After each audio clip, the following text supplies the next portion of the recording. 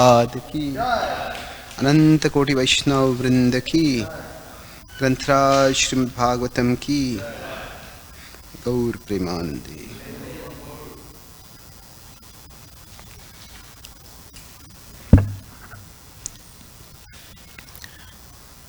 ओम नमो भगवते वासुदेवाय।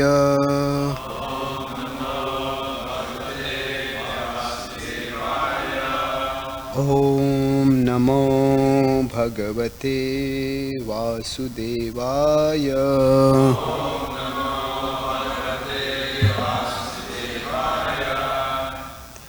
ओम नमो भगवते वासुदेवाय।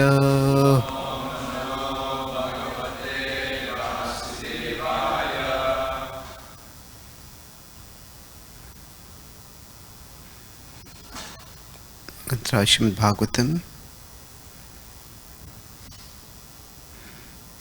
Canto 3, Chapter 13, Text 44. Sorry.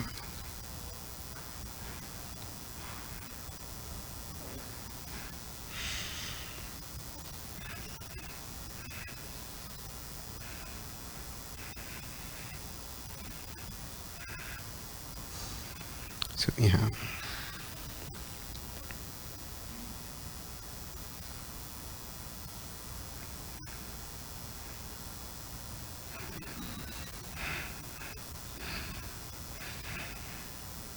this is chapter 1, appearance of Lord Varahadev.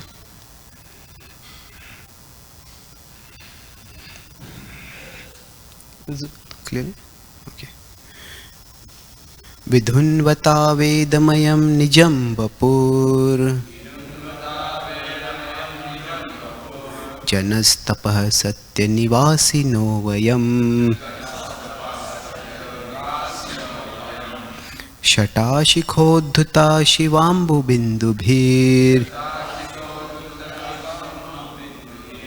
विमृज्यमाणा भृशमीश पावितः विधुन्वता वेदमयं निजं वपुर् जनस्तपः सत्यनिवासिनो वयम् शताशिखोद्धुत शिवाम्बुबिन्दुभिर्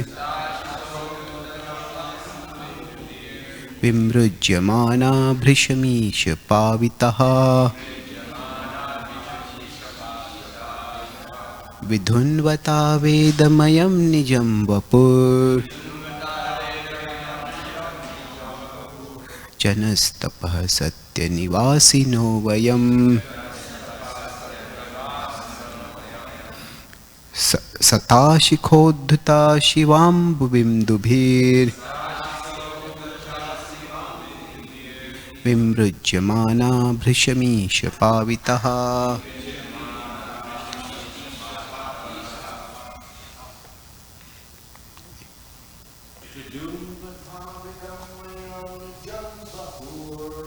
धुन्वता वेदमयं निजं वपुर्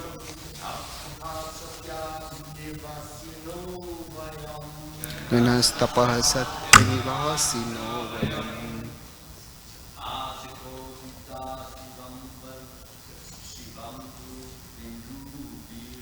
शताशिखोद्धता शिवाम्बुबिन्दुभिर्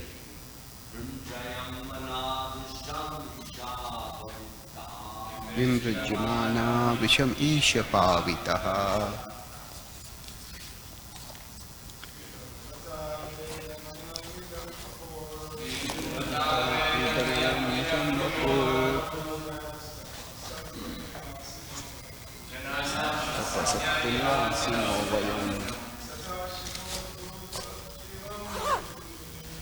ताशिखोद्धता विताम्बुबिन्दुभिर् विमृज्यमाना विषम ईश पावितः विधुन्वता वेदमयं निजं वपुर्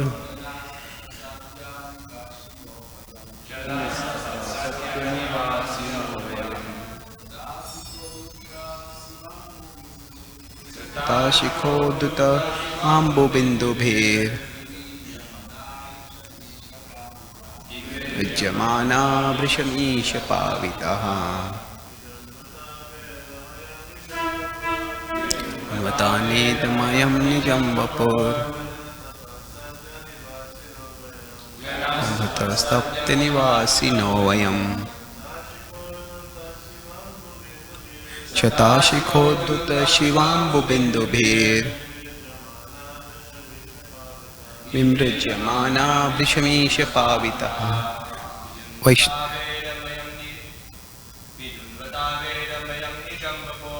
विधुन्वता वेदमयं निजं वपुर् जनस्तपः सत्यनिवासिनो वयम् शताशिखोद्धत विशम्भुबन्धुभिः विद्यमाना वृषमीश पावितः विधुन्वता वेदमयं निजं वपुर् नस्तपः सत्यनिवासिनो वयम् शताशिखोद्धत शिवाम्बुबिन्दुभिर् विद्यमाना वृषमीश पावितः वैष्णवीस् विधुन्वतावेदमयं निजं वपुर् जनस्तपः सत्यनिवासिनो वयम्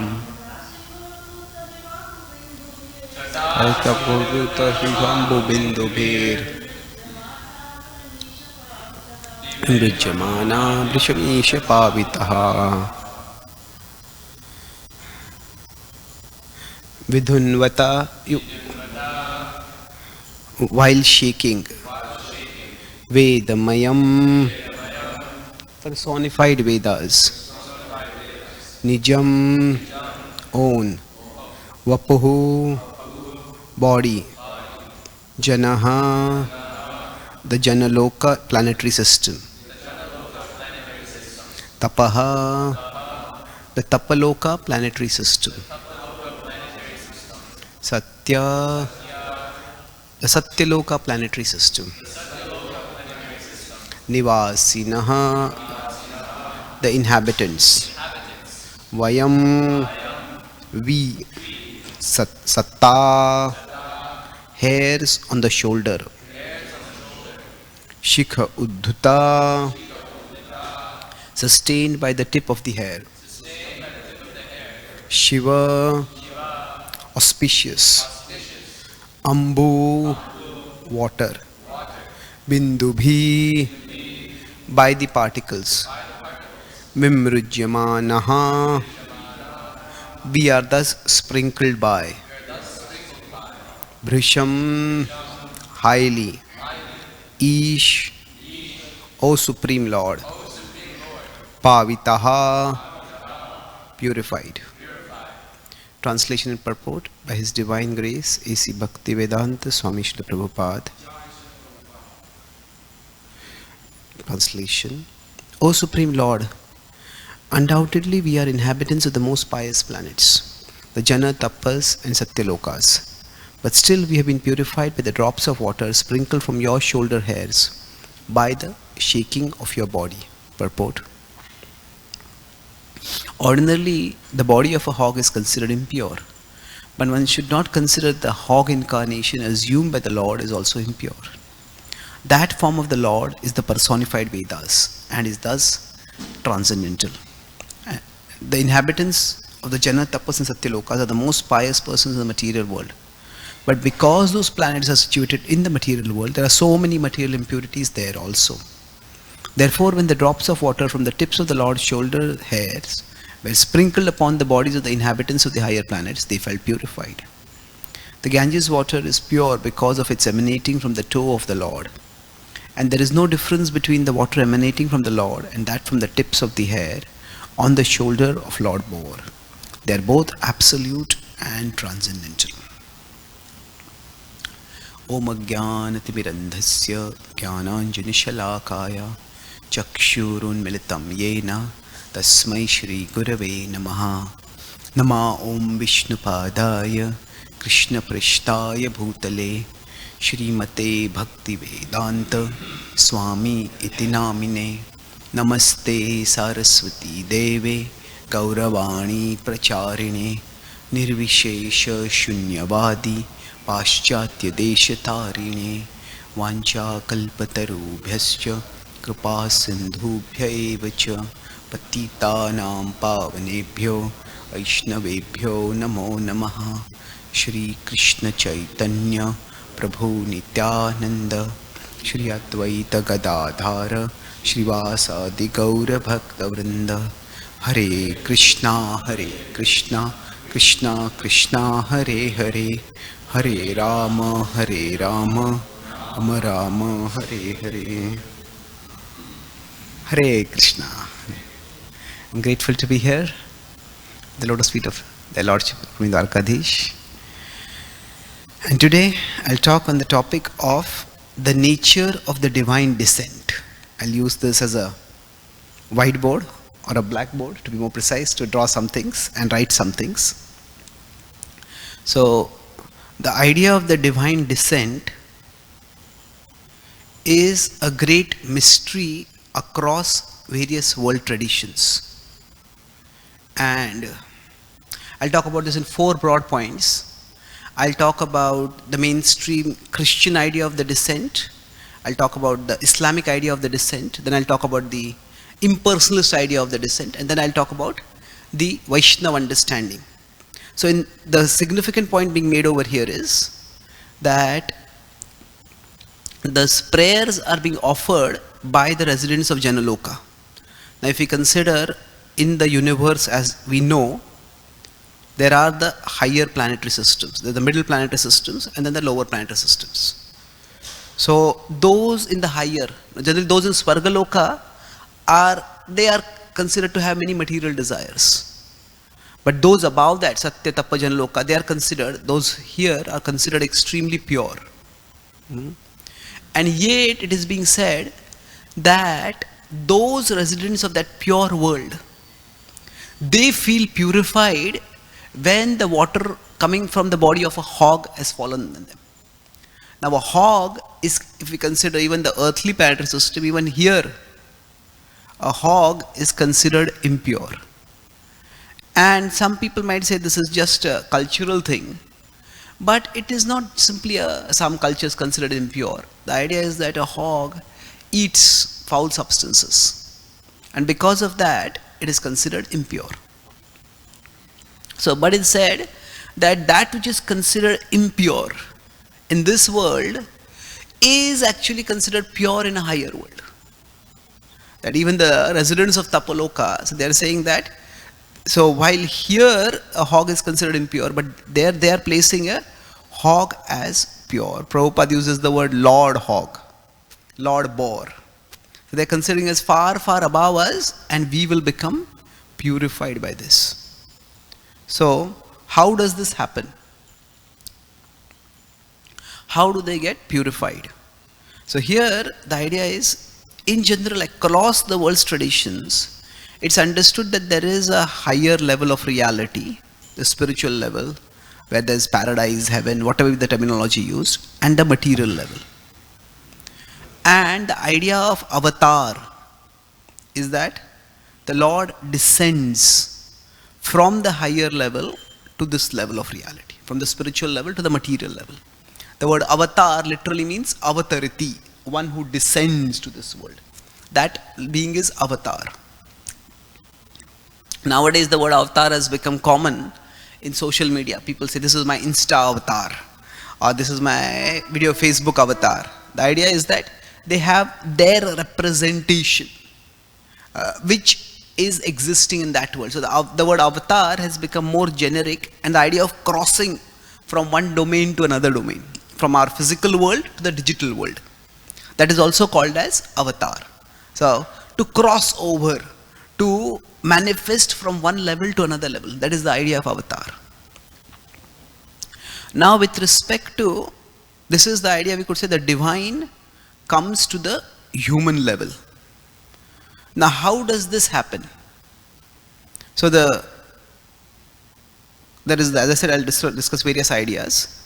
The Christian idea is that when the divine descends, the divine becomes human. The Christians say that the divinity of Christ is manifested in the humanity of Jesus. And therefore, this is the essential statement of the Nicene Creed. After Jesus departed for almost 4 centuries, after his crucifixion, Christians were conflicted and conflicting. They were internally conflicted, they were fighting with each other about who exactly was Jesus. And then finally, was he God? Was he Son of God? So they have their own version of something like Achintya Bheda Bhed. And they say that Jesus was fully human and the divinity of Christ, who is fully divine, was manifested in Jesus. So they say that Jesus experienced the pains that we experienced. He went through life as we lived it. When he was crucified, blood came from his body and he felt the pain. So their idea is God becomes human. God becomes human. And that is why in their tradition the word incarnation came for the first time. Now, incarnation literally means karna is flesh. So to come in flesh. Incarnation. So the idea is the divine came in flesh. Now, Islam, while it came from the same tradition, the same Abrahamic tradition, Islam has the idea that the divine can never become human. The descent of the divine to the human, that is never possible. It's something which the world is so profane that the divine can never descend to this world. And that's why they have the idea that never descend to this world. Because the world is so profane, the world is so impure, so sinful, that the divine can never descend to this world. Now when I'm talking about Christianity and Islam, each of these have many different variations and sometimes their beliefs vary. But I'm talking about the mainstream ideas. That the divine never descends to this world. And that's why they say Jesus is a prophet. Just like many other past prophets. And they claim that the highest prophet is Muhammad. And that because they consider Muhammad to be the highest, they very strongly oppose the depiction of Muhammad. Because they think if he's depicted, he's drawn in art, then people start thinking that he's mundane. Some strands of Islam even forbid art itself. And many of them forbid art in the Quran, in the mosque, because they say that this will give us a human conception of the divine. We are imposing a human form. Now, in between, we could say, is the bhakti understanding that the divine becomes human, comes in human form, but remains divine. And although God comes in human form, he does not become human. He remains divine. So when Krishna comes in a human form, he is still Krishna, he is still God, and still he has come in a human form. And the distinctiveness of the Vedic understanding is that in these traditions, only humans are considered to be sentient, or specifically in terms of rational beings, that they can perceive God. The Vedic tradition says, the Bhakti tradition says, God can, what to speak of coming in human form? He can come in any form. He can come even in the form like fish and here boar. And that is the inclusiveness of the Bhakti conception. And the key point is, through prayers like this, it is being demonstrated that he comes to this world, but he is not affected by this world. He remains transcendental. Prabhupada gives the example that a king might go into the prison cell, but that does not mean the king has become a prisoner. The king might go into the darkest of prison cells. The king might go into the underground dungeons where only the worst of criminals are put. And still the king does not become a prisoner. Like that, there is, we could say, a hierarchy of human beings. We know, living beings. There are 8.4 million living beings. And there is a hierarchy. Now humans are considered highest, and then we have the aquatics who are considered the lowest. So, and above these is the divine realm. Is this where Krishna resides? So now the idea is the divine can come in a human form. The divine can come in any form. The divine can come even in the lowest of forms. And yet the divine remains divine. He is not affected. And that's why these great sages in Satyaloka, Janloka, Tapaloka, they are saying that we are purified by the touch of the water coming from you. So, why is it so significant to understand the purity of the Lord? So within, now the problem with these two ideas that the divine becomes fully human. They say that this breeds empathy, that God has experienced all the pains we have experienced, and thus God knows our suffering. Well, God doesn't have to go through the pains we are experiencing to know the pains we are experiencing. When Prabhupada was asked this question Prabhupada spoke strongly against drugs, and one person asked Prabhupada that, Swamiji, have you taken drugs? And Prabhupada says, I don't have to take drugs. I haven't, but my students have taken drugs, and they know their experiences.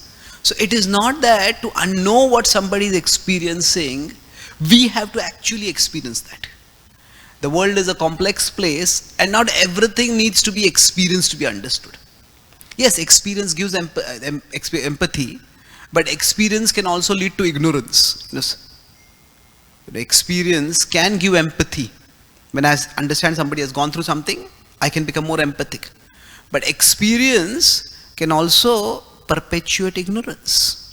Sometimes when we experience something, we get so caught in that experience, like somebody says, I'll drink alcohol just to experience it.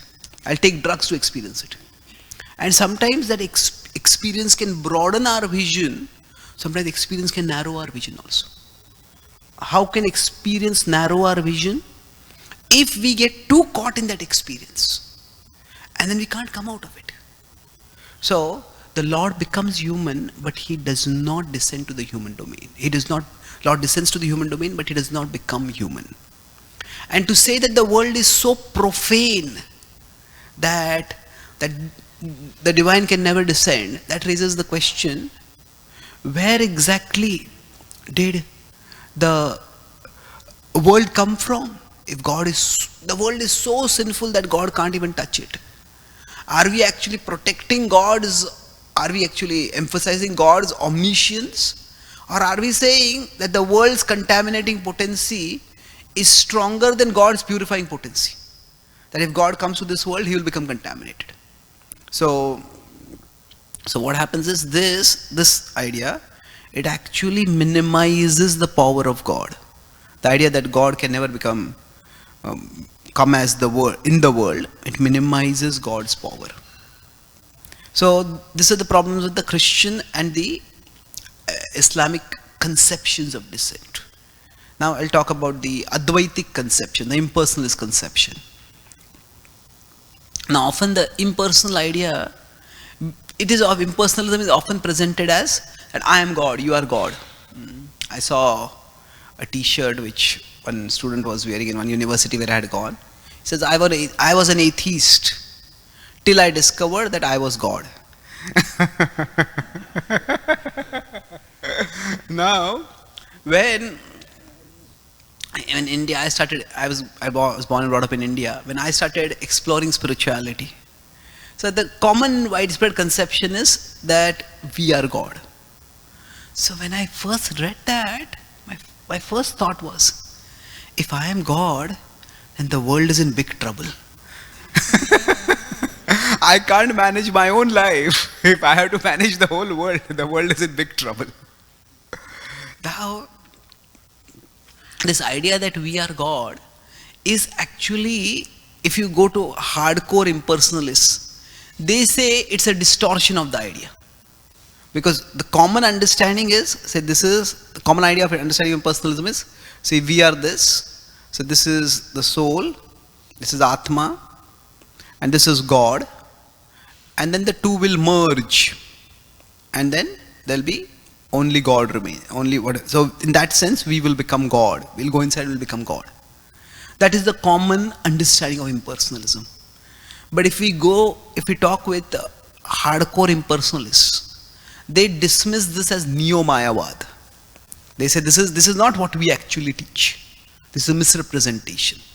What is their teaching? Their teaching is Brahman is the only reality. Brahma Satya, everything else is Mithya. And then their claim or their belief is when Brahman takes on Sattva, when Brahman is contaminated by Sattva, then we have Ishwar. So, Ishwar is also an God, or Ishwar is also an illusion which comes when Brahman is contaminated by Sattva. When Brahman is contaminated by Rajas, by the mode of passion, then what comes is the Jiva, the soul, the Atma. And when Brahman is contaminated by Tamas, what comes is Prakriti, is material nature. So from their conception, enlightenment doesn't mean the Jiva and the Ishwar, they become one. Their idea is not that this will go here and that will be enlightenment. Their idea is enlightenment means you understand Prakriti is Maya, you understand Jiva is Maya, you understand Ishwar is Maya. And all that exists is the non-differentiated Brahman. So they don't think we become God. That's why many of the Srila Prabhupada uses the word atheists sometimes for impersonalists. And many people who are not really impersonalists but under impersonal influence. If we consider impersonalism, it's a huge body of, large number of people are impersonalists. But actually most of them, a very, very small portion of them are philosophical impersonalists. That means they actually know the philosophy of impersonalism. And they actually believe that when we are worshipping the deity, the idea is the deity is also an illusion, I am also an illusion, and ultimately we'll all go into Brahman. That idea is among very few impersonalists. Most people are cultural impersonalists. What do I mean cultural impersonalists? That not that there is a culture of impersonalism, but that they just were brought up in a culture where impersonalism was common. So impersonalists also do kirtan, impersonalists also do puja, and they think, okay, this is nice, they'll go there. So we could say more specifically, they are under impersonalist influence. And that means they may have read some impersonalist teachers' teachings, and they might, and all that they know is, oh, this person is a spiritual person, this person is considered a wise person, and they respect that person. They really don't know much about their teachings. It's very superficial. So such people who are under impersonalist influence, if you call them atheists, they get enraged. How can you call me an atheist? I worship God. Now why does Prabhupada use the word atheist sometimes for impersonalists? Because of this idea. They say God is also an illusion. Now, this philosophical impersonalists, they say we are not atheists, we are trans-theists. That means we are transcendental to theism. That belief in God is a preliminary idea, and we go beyond that idea. So this is quite insidious. And that's why Prabhupada was so strong against this. So, that the form of the Lord is the ultimate reality. Not that there is a reality beyond the form of the Lord. So the Bhagavatam again and again through prayers like this emphasizes that it is not that Brahman is the ultimate reality. Rather, we can put it that there is one ultimate reality. Let's put it this way. There is one ultimate reality, and that reality is realized at multiple levels. So, vadanti tattvavitas tattvam yad jnanam advayam brahmeti paramatmeti bhagavan iti shabdyate. So, Bhagavan, Paramatma and Brahman I'll conclude with this point. So they are all one reality. The Srimad Bhagavatam in 1 to 11, it says that everything is Advaya Jnana, that all of it is realized truth, Advaya Jnana. It's one, once we go beyond the dualities of the material world, in the knowledge that we get, we understand that this absolute truth, this ultimate reality is one. So in one sense, Bhagwan, Paramatma and Brahman are one and the same thing. They are non-different. And yet at another level they are different. Why? Because that same ultimate reality, it is realized to different degrees. Suppose we consider something like a gulab jamun. Now a gulab jamun, suppose we experience its fragrance. We are sitting here and suddenly the fragrance comes in. Hey, that seems attractive. So when we experience the fragrance of the gulab jamun, there is some experience. There is some appreciation of the gulab jamun. So after the fragrance, then suppose we go and then we experience the sight of the gulab jamun. Whatever is coming from, oh, these balls look so nice and juicy. That is a further experience. And then after that, if we experience the taste of the gulab jamun, we eat it. That is the ultimate experience. So now, when we are experiencing the fragrance of the gulab jamun, it is the same gulab jamun. The gulab jamun is the same, but the experience is partial. When we are when we are experiencing that fragrance and the taste, fragrance and the form, the sight, actually better to use the word form because that's the attribute. When we are experiencing the form, again it is the same gulab jamun, but our experience is a little more complete. But when we experience the fragrance, form and taste, that is when it is the complete experience of the gulab jamun. Now suppose this gulab jamun had 3 different names. Somebody throughout their life has only experienced the fragrance. And they came up with a name, something called fragrant.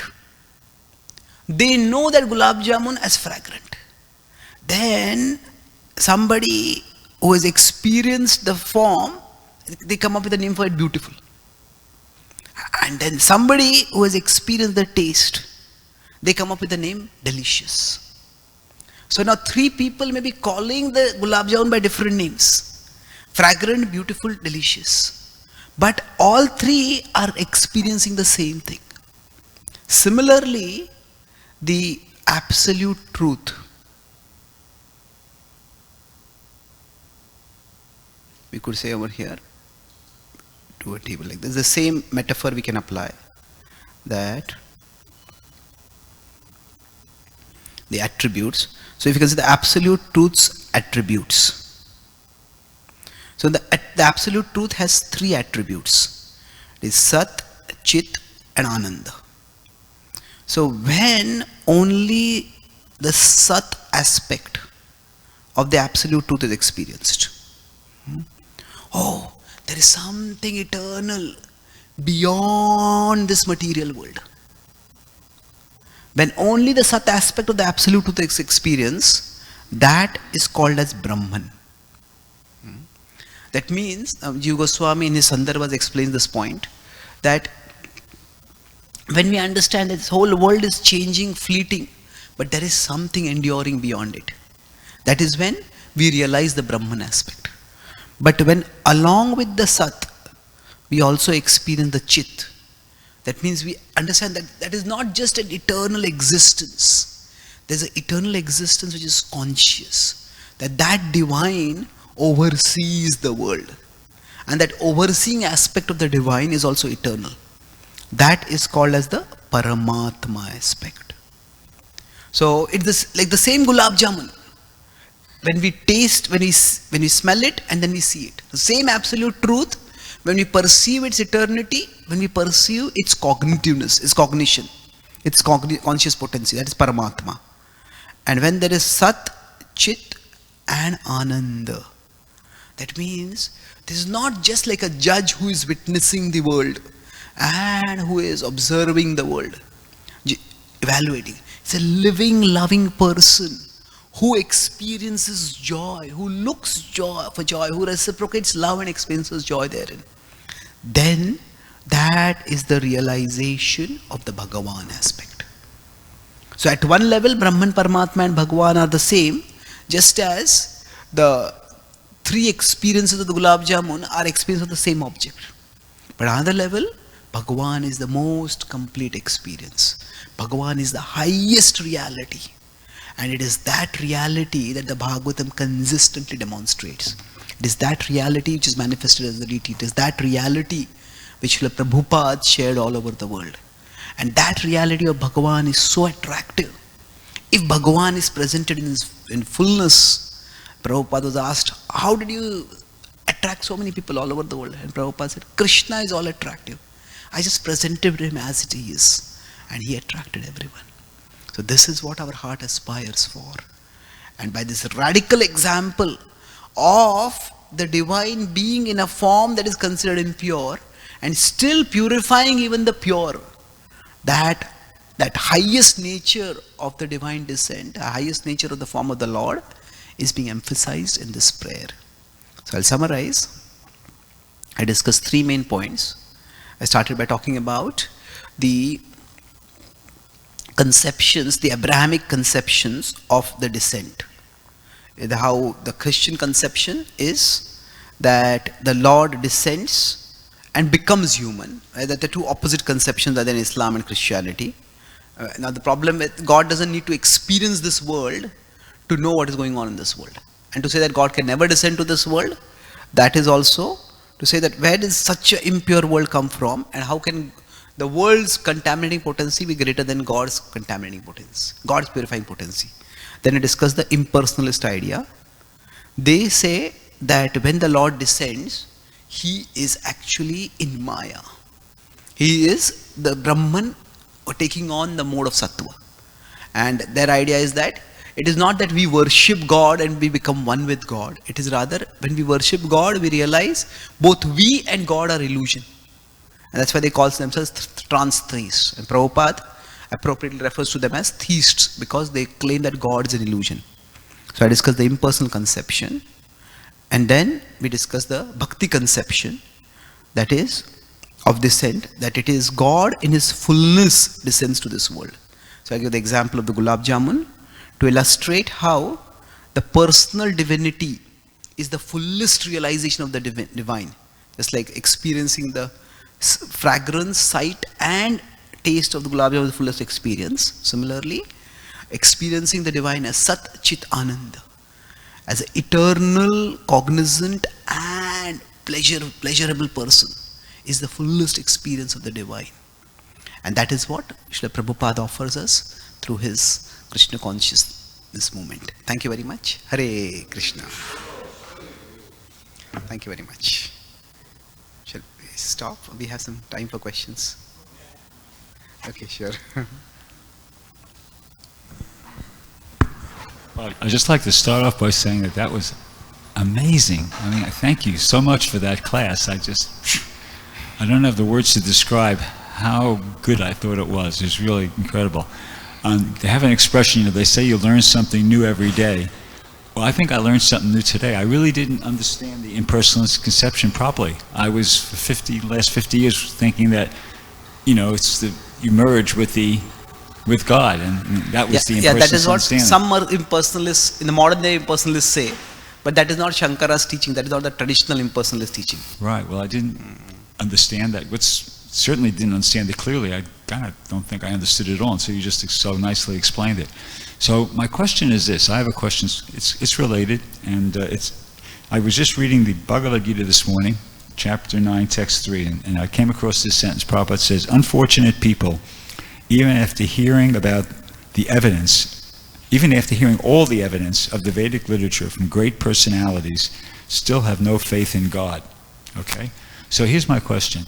You're familiar with the man Stephen Myers of Discovery Institute? He wrote that book, Return of the God of Power. Okay, so he's an educated man, and he's scientific background like yourself, okay?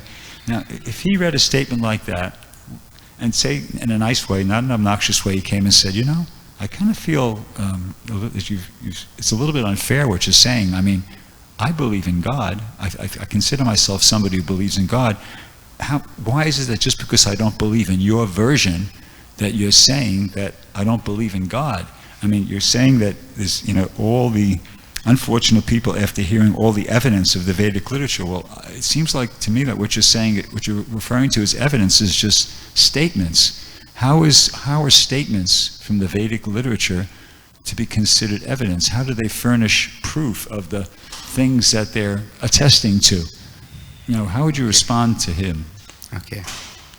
It's a big question. I'll try to answer as quickly as possible. So the question is that if somebody who is a theist in another tradition reads this question statement where it says that you're unfortunate if you don't accept the evidence of Krishna's supremacy as given in the Vedas. Well, how would they process that? Well, Srila Prabhupada was quite clear about who he was writing his books for. If you see Prabhupada's broad attitude, I had done a bit of a study of Srila Prabhupada's attitude towards Christians. If they were nominal Christians, they're just born in a Christian family, then he would encourage them to just take up Krishna Bhakti. That this is the Krishna Bhakti, we have the mercy of Mahaprabhu, Krishna is the highest revelation of the divine, take up Krishna Bhakti. But if they were, you could say, dedicated Christians, then he would just encourage them to practice Christian, become better Christians. He would quote from their Christian about thou shalt not kill. And he would encourage them to become more sattvic, you could say, rise in their path. So, at one time when some Christians had come to meet Prabhupada, and one of his disciples started quoting from the Bible to talk with them. And Prabhupada would quote Bible sometimes. Prabhupada said, they will never accept our authority when we quote their scriptures. They will have their own interpretation of things. I'm paraphrasing, of course, here what Prabhupada said. So the point is that Prabhupada recognized that we cannot expect others, those who do not accept the Vedas as evidence, for them there is a different way to present. For them there is a different way to present. For them there is reasoning. Reasoning is what is required. When Prabhupada talks about evidences, it is for somebody who has accepted that epistemological system. In general, if two people are fighting, say if one person at this level, another person at this level, and the two of them are fighting with swords. This person is moving his sword all the way here, this person is moving the sword here. They're not even touching each other because they are at different levels, isn't it? For two people to fight, both of them have to be at the same level.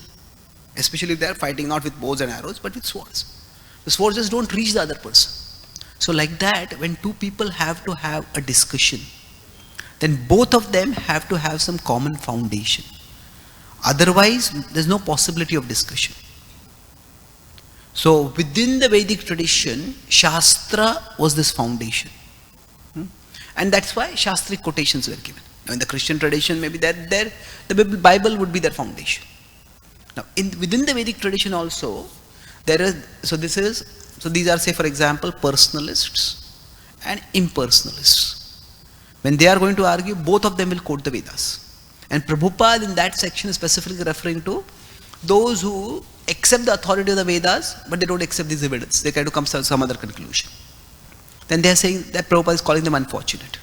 But in our own tradition, we have had, say, in the broad Indian tradition, there have been schools of thought like Buddhism and Jainism, which didn't accept the Vedic authority. And for them, what was the basis for reasoning? That was nyaya, that was logic. It was not Shastra. It was, okay, you use reasoning to prove how their reasoning is inadequate, their philosophy is inadequate. Mahaprabhu quotes Shastra with Prakashanand Saraswati and with Sarvabhauma Bhattacharya. But when he meets Buddhists, he doesn't quote Shastra. So, my understanding would be, first the statement, yeah, Prabhupada is talking about a particular epistemological system within which certain statements are accepted as evidence. And now we can go into Jiva Goswami Sandarbhas, especially the first Sandarbha, Tattva Sandarbha, where he talks about how we all have four defects and therefore we need a divine source of knowledge. So how the Vedas are evidence, that's a whole different subject. We all know about that separately. But the point is, with such people, we have to show that every statement is meant for a particular context. So this statement is for that context where the Vedic authority is accepted.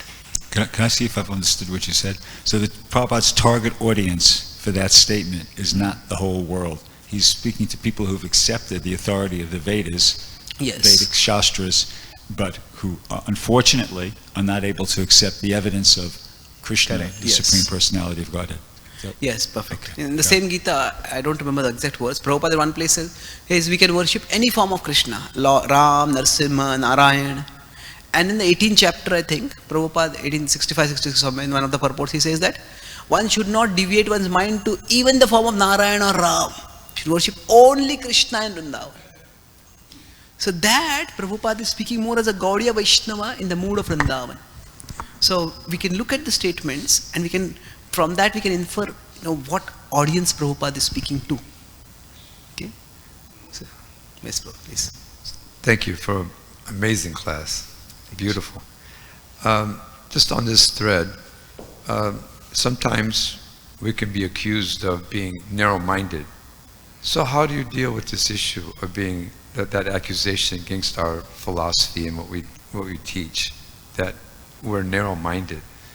Although I don't think we are narrow-minded, but this comes up. Can you give an example of what point makes us, because narrow-minded is a very broad term, which points? That we won't allow any kind of other understanding to come in, and anything is a conflict with us. It's conflicting. So how do you preach to those individuals that have this kind of mentality? Yeah, so now, thank you, Prabhu. So we say that some people accuse us of being narrow-minded because we don't agree with anything that disagrees with us, something like that. Well, there is that saying that we need to be open-minded but not empty-minded. That means that we can be open-minded but not so open-minded that our brains fall out. Ultimately the mind is like the mouth. The mouth has to be open to take food in. But for the food to benefit, the mouth also has to close. So similarly, the mind has to be open to ideas. But the mind has to close around some ideas to grasp those ideas. So that's why if somebody is only open-minded, then basically they cannot have any convictions at all if they're only open-minded. They cannot have any convictions at all because they're not holding on to anything. So our understanding is that, see, there is, with respect to religious systems, there are three approaches. There is exclusivism, which is what the Abrahamic religions often are. That ours is the only way to God. It's almost like we have exclusive rights to God. And that comes off as very narrow-minded. Now the opposite, so this is often it is thought of this is the Abrahamic religions. And then the opposite of it is pluralism. Oh, there are many ways to God. And extreme of this comes within some forms of Hinduism, which say there are as many ways to God as there are human beings. And they say all paths lead to the same goal. All paths lead to God. When Prabhupada asked this question, that if all paths lead, Krishna says in the Gita that whatever you do, you will come to me. Prabhupada said, if that was the reality, then why does Krishna have to even speak the Gita? Isn't it? Whatever Arjuna does, that will be fine. It's not that simple. So our understanding is more of what can be called as inclusivism. Inclusivism means that we understand that there is a hierarchy, there are multiple levels of reality.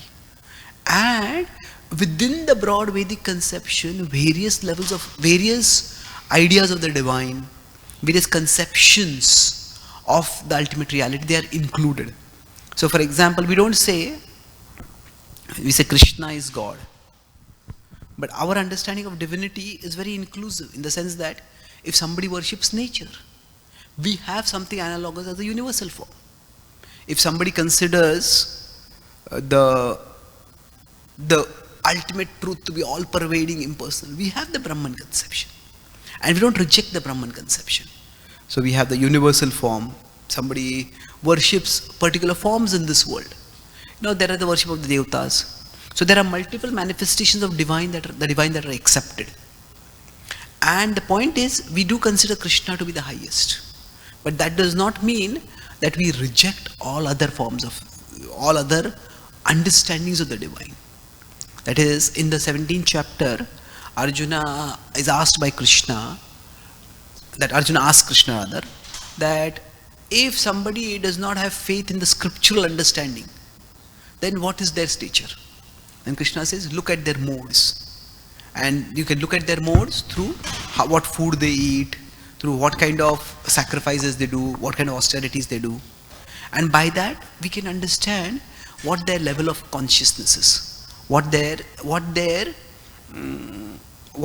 position on the path towards the divine is. So yes, is it intolerance, is it narrow-mindedness? If a doctor says that, this is a medicine that will cure you, and this is something which will not cure you, that is not narrow-minded. So if somebody says, this is the 100th floor, and this is the 10th floor, this is the ground floor. Now to say that this is the 100th floor is not narrow-minded. It is, if it is actually the 100th floor. So now how we will explain that will vary from person to person. So Krishna says in the Gita that even if somebody is at a lower level, don't disturb their minds, elevate them. Na buddhi bhedam janayad ajnanam karma sangina. So my understanding is not the philosophy itself is narrow-minded. Sometimes the way we present the philosophy is narrow-minded. That means we don't give space for people. Like Prabhupada said that it is better to have one moon than 1,000 stars. Which is true, but if we consider Srila Prabhupada went in India to the houses of life members, and life members didn't become devotees, but they contributed. And practically very few life members became devotees, but still Prabhupada encouraged them. So Prabhupada had the one moon, and Prabhupada also accepted the 1,000 stars. If there is to be a choice, Prabhupada said we prefer one moon to 1,000 stars. Now, when he went to just yesterday I had gone to meet Giriraj Maharaj, so we were talking, he said that, it was not that Prabhupada was constantly pushing the life members, chant 16 rounds, come for the morning program. No, they were at their place, and Prabhupada accepted them their place, and he encouraged them to read his books, come to the temple, but he was not pushing them constantly. So they were like 1,000 stars. Prabhupada accepted them also.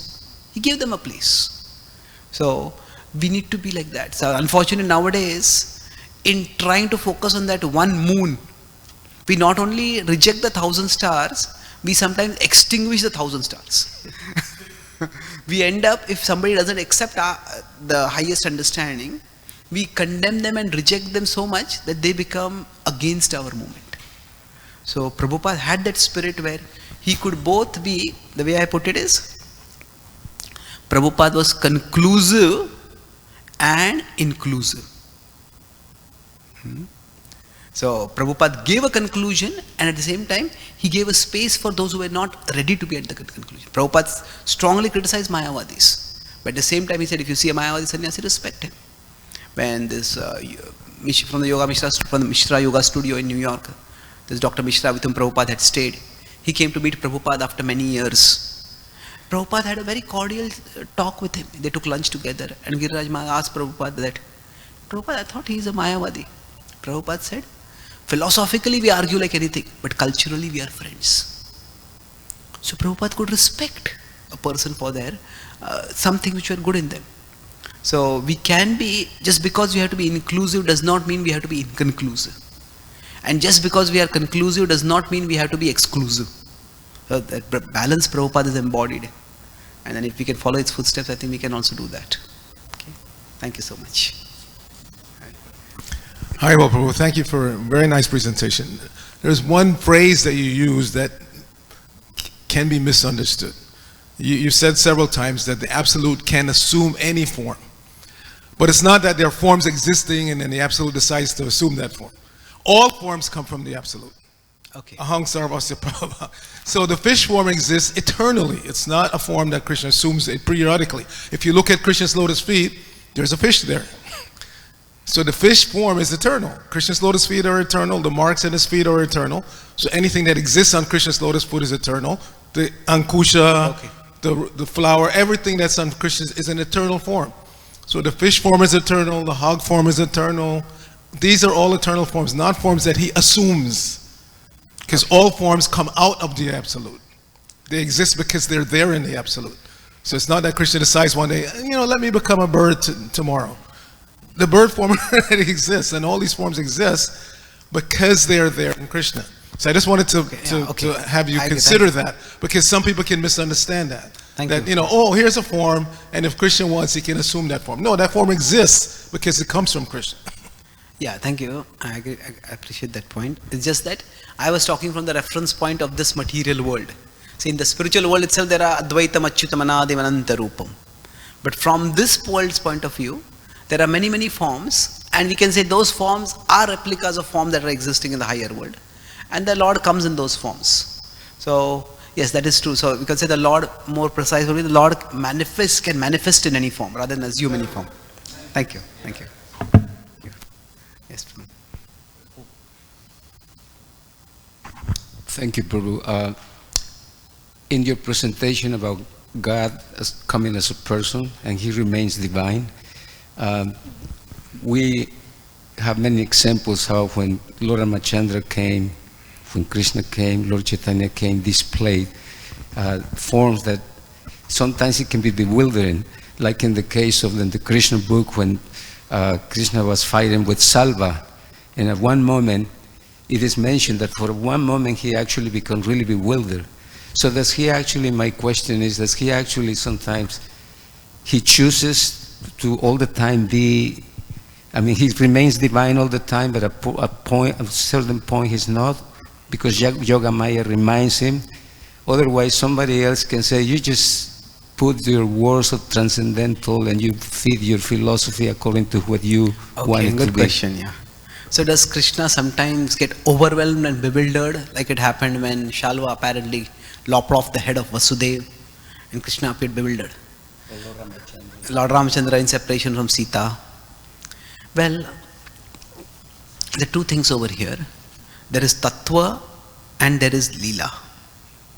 Now, in terms of the Tattva, the Lord is always unbewildered. He is beyond Maya.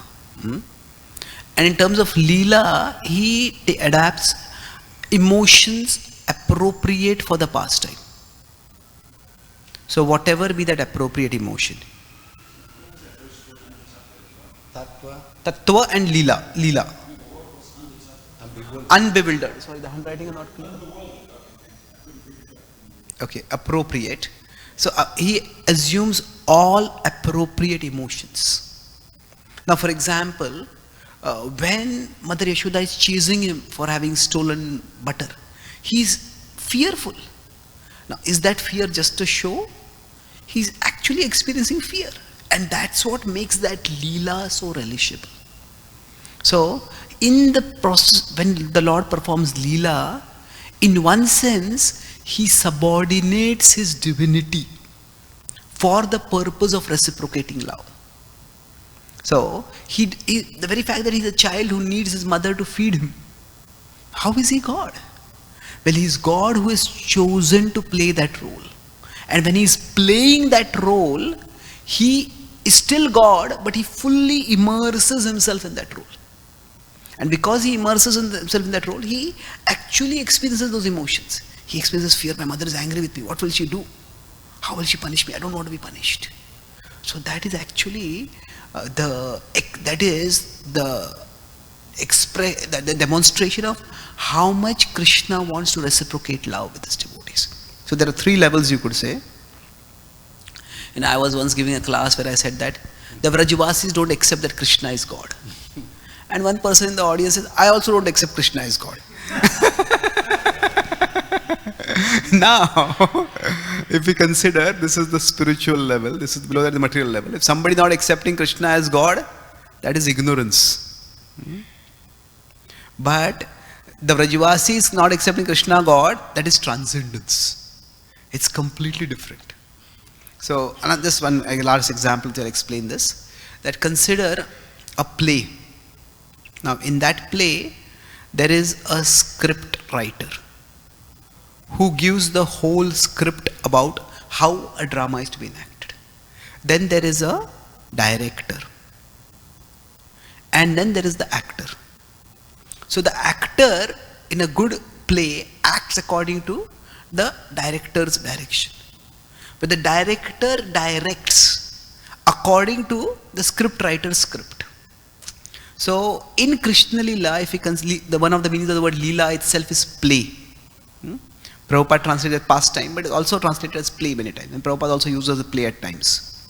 So in Krishna Leela, Krishna is the actor. Krishna is the actor. Yoga Maya is the director. So when Krishna is in that play, he is completely immersed. So when he is fighting and when he sees Vasudeva, oh, my father is killed. What's this? He's experienced that emotion of shock, that horror. He's experiencing that, and that's real experience. However, the twist is that, so the twist here is that Krishna is the actor, and Yogamaya is the director, but Krishna is also the script writer.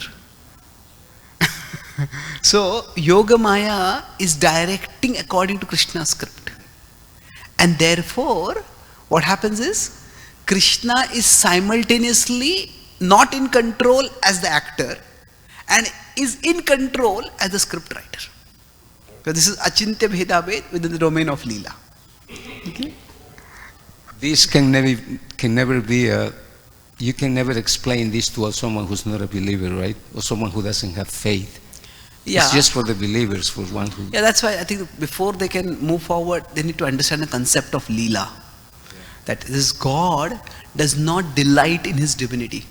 God delights in the reciprocation of love. Prabhupada would give the example of, I think, the British Prime Minister, Gladstone or someone. He said that a very powerful person, but he was playing as a horsey for his grandson.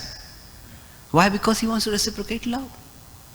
So, if we can focus on the principle of Leela as the reciprocation of love, then these points can be gradually understood.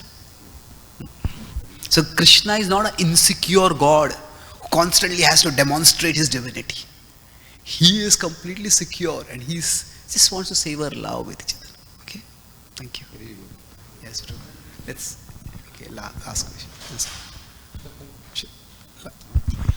So we have two, we have Abrahamic understanding, Muslim Christians, and we have impersonalists, and we have also Bhaktas. So is it, which one is easier to change, to turn to the Bhakti? Abrahamic, people follow Abrahamic religion, or impersonalists? Okay. Who are easier to change? Well, it depends. See, in general, if you consider this is Krishna, if somebody is coming from the Abrahamic path and somebody is coming from the impersonal past, from the Abrahamic path, they primarily have cultural barriers. That means that in that tradition, worshipping a form is considered anathema. So the idea of worshipping God, which is a very central part of the culture. The idea of loving God is common in the Abrahamic religions. And that is what Srila Prabhupada focused on his teachings. So for them, often the cultural aspects, the idea, because in the Old Testament as well as in the Quran, there are so many instances whenever a king conquers a kingdom, the first thing he goes and destroys all the idols that are there. Because their idea is that those idols are all false gods. So somebody coming from the Abrahamic faith, for them, it is the cultural barrier that is more. For somebody who is coming from the impersonal path, culturally they are very similar. They respect the Vedas, they respect cows, they go to temples. For them, it's more of a conceptual barrier. The barrier is that the concept, that we have to merge in God, that we are one with God. No, God is eternally supreme and we are eternally subordinate. And that is actually a state of joy, not a state of bondage or slavery. That conceptual barrier has to be overcome. So it depends. Is one easier? Well, it depends on the individual, it depends on context. I think everybody has their challenges. Srila Prabhupada during his times was phenomenally successful in the West in getting people to go beyond the cultural barriers. He presented Krishna Bhakti. Now, in today's world, it seems that in India, where Bhakti is growing rapidly. So, it seems that in the West, there are obstacles. So I think this goes through time, it changes according to times. So we have to play the card that we have been handed. So we do the best in whatever way we can. So thank you very much. Mantra Srimad Bhagavatam ki jai. Srila Prabhupada ki jai. Gaur Premanande. Hare Krishna Prabhu.